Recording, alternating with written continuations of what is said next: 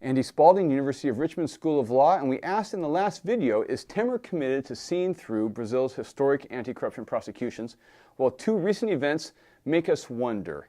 This week, two members of his new cabinet have resigned in response to revelations that they were trying to obstruct the corruption prosecutions.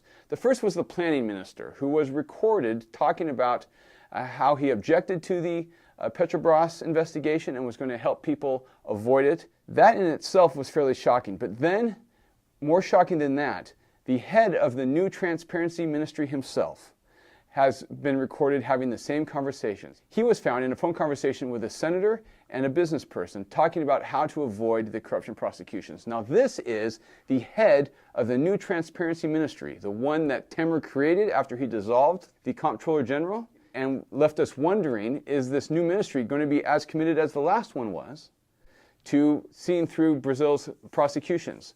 Well, now we have two ministers who have resigned, both expressing their disapproval of the prosecutions and an intention to obstruct them. What's going on here? Well, it certainly shows that Tamra's intentions might be less than completely noble. These conversations were actually recorded and disclosed to the public. By whom? We don't even know. It may not have been law enforcement that did this. It might have been private persons. So even though it looks bad that these two ministers were caught on tape having these conversations, that they were caught and that those tapes were disclosed is a self-powerful indication that Brazil's culture around anti-corruption enforcement is changing in dramatic fashion right now.